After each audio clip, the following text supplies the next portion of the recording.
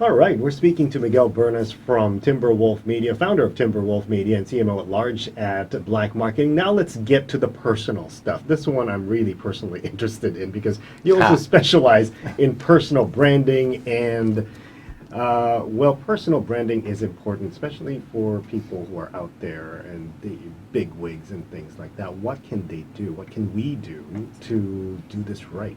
Well, first of all, the principles are not that different, right? In the sense that it's about creating relevant content and trying very hard to think about what are people genuinely interested in rather than what I have to sell them. So and especially from a professional personal branding environment, you're essentially talking about platforms like LinkedIn.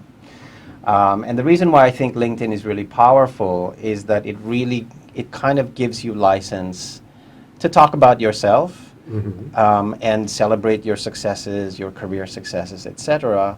But also, it's also this fantastic platform to just share with other people what you know.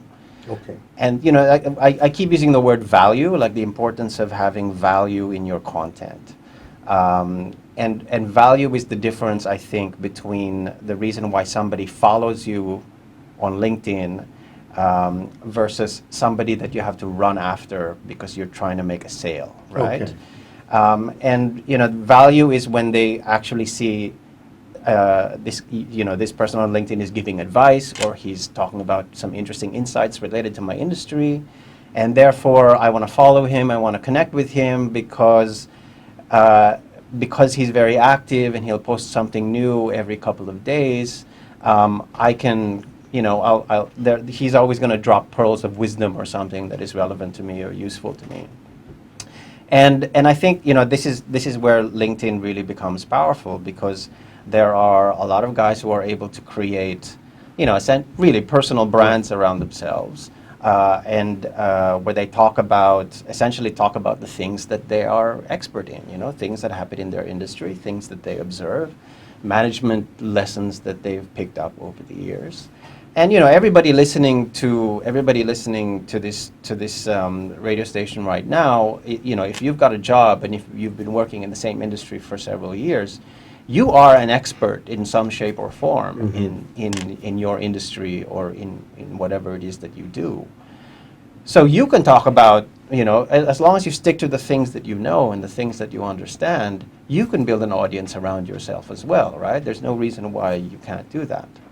Well, I am doing this all wrong then, because when we started out, nobody knew what social media would do and what LinkedIn or Facebook or even Twitter or Instagram would. So I tried to be a generalist. I tried to give everyone, from my background, you try to give everyone a little bit of something, hoping you cast a bigger net with bigger followers. So now you're telling me I'm doing it all wrong. Well, I think that you should, first of all, you should stick to what you know, right? Okay. It's what I know, but it's still a big, wide thing. Yeah.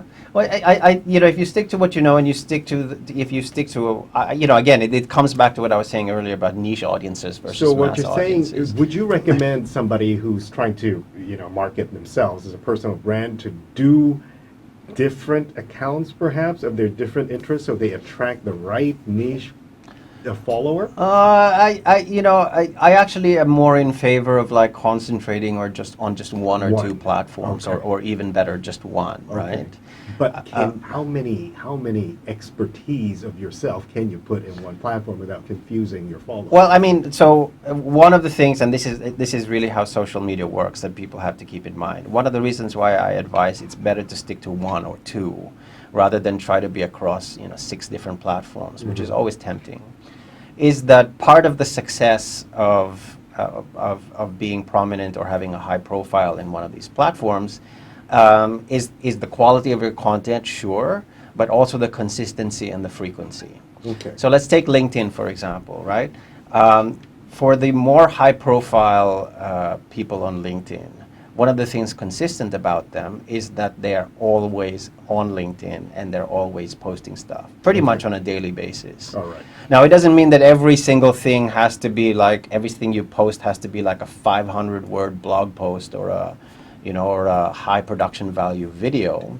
It could be just things like sharing an interesting article you wrote, or commenting on some other person's interesting article, right? As long as you remain active, right? There has to be, because at the end of the day, just like any other social media, just like any other social network, it's all about what shows up on a person's newsfeed, which means that you're completely at the mercy of the algorithms of these platforms. And which many of us don't really understand. Yes, and every time you post something, what you're essentially doing is you're providing signals to the algorithm saying that, oh, here's somebody who's always posting stuff, and every time he posts something, he's getting more engagement, he's getting likes, he's getting so-and-so. And so let's say I'm following Tim on LinkedIn and Tim is always posting.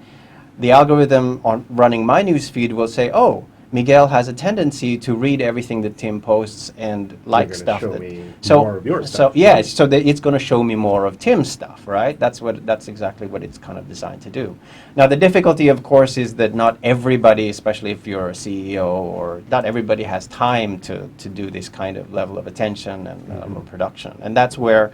That's where companies like Black Marketing come in, is that we, what we actually do is we run profiles for business leaders, for entrepreneurs, for CEOs who realize that maintaining their profile on LinkedIn is important, but don't necessarily have the time or the attention to, do it all themselves. Very interesting topic. We're talking to Miguel Bernas here. A lot more to talk about, really. So I'm going to keep you right here for a few more minutes, Miguel. But before we do that, let me check traffic and see what's happening out there.